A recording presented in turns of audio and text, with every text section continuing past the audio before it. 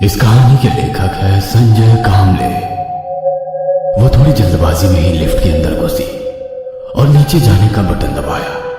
Lift में पहले से ही मौजूद पड़ोस वाली दादी ने कहा, अरे अवंतिका, लगता है आज थोड़ी लेट हो गई हो। जी दादी, ऑफिस का प्रोजेक्ट पूरा करते करते कब रात के 2 बज गए पता ही नहीं चला, इसीलिए देर से उठी। उनका फ्लैट 10वीं मंजिल पर होने की वजह से लिफ्ट का ही उपयोग किया करती थी। लिफ्ट शुरू हो गई और नीचे की ओर जाने लगी, पर आम दिनों की तुलना में आज लिफ्ट से कुछ ज्यादा ही आवाज आ रही थी। दादी, जाते वक्त वॉचमैन को बताती हूँ लिफ्ट रिपेयर करने वाले को बुलाकर ठीक करे, कुछ ज्यादा ही आवाज आ रही है। लिफ्ट ग्राउंड फ्लोर पर पहुंची। दोनों ही चलते हुए सामने कुर्सी पर बैठे वॉचमैन के पास पहुंची। अवंतिका को देखते ही वॉचमैन उठकर खड़ा हो गया और बोला, देखिए मैडम, आपने पानी की टंकी के बारे में शिकायत की थी, पानी की टंकी साफ करवा ली है। आपने इलेक्ट्रिसिटी की शिकायत की, हमने करवा ली। अरे ये तो तुम लोगों की ड्यूटी है, और वैसे भी पिछले हफ्ते में 2 बार मैंने लिफ्ट के बारे में शिकायत की है, और अब तो आवाज काफी तेज हो गई है। आज के आज लिफ्ट मेंटेनेंस वालों को बुलाओ। अवंतिका की बातें सुनकर वॉचमैन ने हाथ जोड़कर कहा, मैडम जी, मैंने 2 दिन पहले ही यहाँ ड्यूटी ज्वाइन की है, फिर भी मैं देखता हूँ। अच्छे से काम करो, वरना मैनेजमेंट वालों से बोलकर किसी भूतिया जगह ड्यूटी लगवाऊंगी। वो चुपचाप हैरान होकर खड़ा रहा। दादी और अवंतिका गेट से बाहर चली गई। अवंतिका अपने ऑफिस का काम करने में मशगूल थी। पूरा दिन ऑफिस का काम करके अवंतिका काफी थक चुकी थी। रात के करीब 10 बजते बजते उसका काम खत्म हो गया। वो अपने ऑफिस के बाहर निकलकर सड़क पर आ गई। सड़क पर गाड़ियों की आवाजाही काफी कम हो चुकी थी। सड़क पर ना कोई ऑटो खड़ा दिखाई दे रहा था, ना कोई बस आती नजर आ रही थी। आधा घंटा बीत गया होगा कि तभी उसे सामने से एक बस आती नजर आई और बस का सफर शुरू हो गया। रात को नींद पूरी ना होने के कारण उसे बस की सीट पर बैठे बैठे नींद आने लगी। कुछ ही देर में बस उसके अपार्टमेंट के पास पहुंची।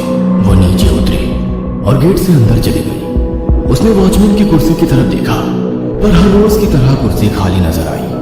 अब गया होगा शराब पीने, इसकी शिकायत करनी ही पड़ेगी। अपने आप से बुदबुदाते हुए वो लिफ्ट के पास पहुंची। लिफ्ट के अंदर जाते हुए वो दरवाजा बंद करने ही वाली थी कि तभी झट से वॉचमैन लिफ्ट के अंदर आया। उसकी इस हरकत से अवंतिका एक पल के लिए सहम गई और एकदम से पीछे हट गई, पर अगले ही पल उसने खुद को संभाल लिया। वॉचमैन ने लिफ्ट का दरवाजा बंद कर लिया और थोड़ा गुस्सैल नजर से अवंतिका की ओर देखने लगा। उसकी हरकत देख अवंतिका बोली, ये क्या बदतमीजी है? जी नहीं, आपने सुबह कहा था ना लिफ्ट ठीक करने को, ठीक करवा ली है। देख लीजिए, वरना मेरी शिकायत करने आप ऊपर तक जाएंगे। तुम तो ऐसे बोल रहे हो, ये काम करके मुझ पर एहसान कर रहे हो। बिल्डिंग मैनेजमेंट ने ये जिम्मेदारी तुम्हें दी है। जी नहीं, मेरा काम निगरानी करना है, फिर भी लोगों को परेशानी ना हो इसलिए अपनी जिम्मेदारी समझकर काम करवा लिया है। बताइए, काम ठीक हुआ है क्या? कोई आवाज तो नहीं आ रही है ना? लिफ्ट के अंदर एक जानलेवा सन्नाटा फैल गया था। वॉचमैन की इस हरकत से उसे गुस्सा तो काफी आ गया था, पर दिल ही दिल में वो बुरी तरह डर चुकी थी। उसका ये डर लाजमी था, क्योंकि रात के 11 बज चुके थे और वहां पर उन दोनों के अलावा कोई नहीं था, इसलिए उसका ये डर भी लाजमी था। क्या हुआ मैडम, आप चुप क्यों हो गई? बोलिए, लिफ्ट की वो आवाज आ रही है क्या? लिफ्ट एक एक माला ऊपर जा रही थी और अवंतिका की नजरें उसी पर टिकी हुई थी। अवंतिका की और कुछ गुस्से से देखते हुए वॉचमैन लिफ्ट के भीतर एकदम से उछला, जिसकी वजह से लिफ्ट एकदम से हिचकोले खाने लगी। वॉचमैन की इस हरकत से वो डरी सहमी लिफ्ट के एक कोने में चिपक कर खड़ी होकर कांपती हुई आवाज में बोली, ये क्या मजाक लगा रखा है? अगर लिफ्ट टूट गई तो? ऐसे कैसे टूट जाएगी, और टूट गई तो रिपेयर करवा लूंगा। इतना कहकर वो दोबारा कूदने लगा। ये देखो, ये देखो, नहीं टूटी ना? देखा, नहीं टूट रही ना लिफ्ट? जैसे तैसे ही 10वीं मंजिल तक पहुंची। लिफ्ट रुकते ही अवंतिका ने झट से दरवाजा खोला और खाली वार्ड में तेज कदमों से चलने लगी। लिफ्ट के अंदर खड़ा वॉचमैन उसी को देख रहा था।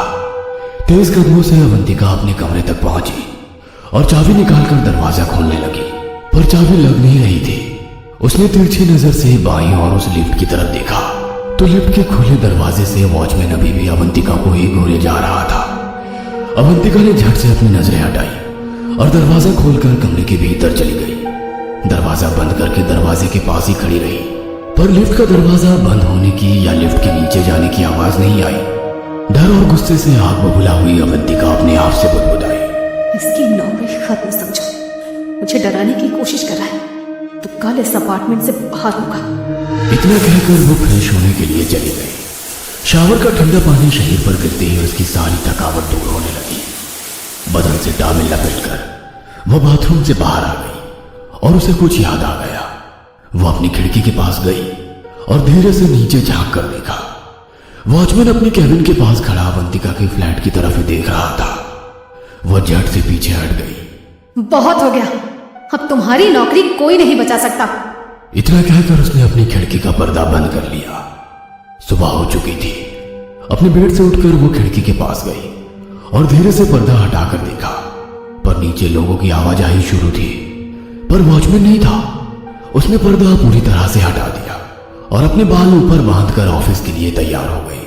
फ्लैट का दरवाजा लॉक कर वो लिफ्ट के पास पहुंची। उसने बटन दबाया कि तभी दादी ने आवाज दी, अरे अवंतिका, आज सीढ़ियों का इस्तेमाल करना होगा, लिफ्ट बंद पड़ चुकी है। दादी सीढ़ियां चढ़कर ऊपर आ गई। वह काफी थक चुकी थी। दादी की हालत देखकर अवंतिका गुस्से से आग बबूला हो गई और मन ही मन बोली, कल रात बड़ा उछल कूद करके बोल रहा था कि लिफ्ट ठीक की है। लिफ्ट ठीक की है क्या खाक ठीक की है? अवंतिका की तरफ देखकर दादी बोली, क्या हुआ, क्या सोच रही हो?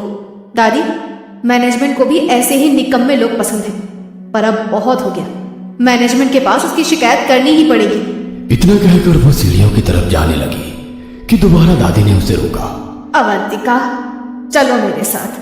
दादी हाथ पकड़कर उसे अपने कमरे में ले आई। दादी, आज मैं आपकी कोई बात नहीं सुनने वाली। उस काम चोर चौकीदार को सबक सिखाकर ही दम लूंगी। ठीक है, मत सुनना। इतना कहकर दादी ने उसके हाथ में न्यूज़पेपर दे दिया और उसमें छपी एक खबर की तरफ इशारा किया। अवंतिका ने खबर देखी और हैरान हो गई।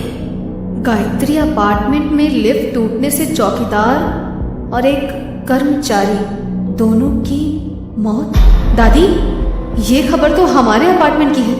हाँ, कल दोपहर लिफ्ट की मरम्मत का काम शुरू था, उसी समय ये हादसा हो गया। कल दोपहर? हैरान परेशान अवंतिका सोच में पड़ गई। ये कैसे हो सकता है? हादसा कल दोपहर को हुआ है और मैं तो कल रात लिफ्ट से ही आई हूँ और लिफ्ट में उस वॉचमैन ने मेरे साथ बदतमीजी भी की थी, तो ये कैसे हो सकता है? दादी उसके हैरान चेहरे की तरफ देखकर बोली, अघोनी को कौन टाल सकता है?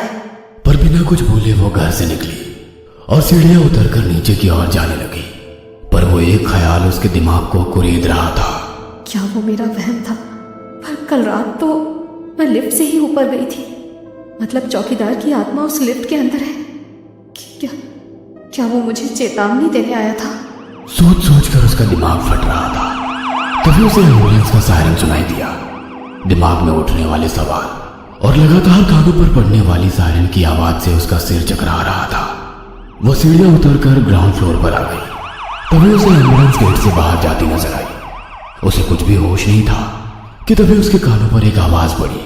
उसने आवाज की ओर देखा तो लिफ्ट के मेंटेनेंस का काम चल रहा था।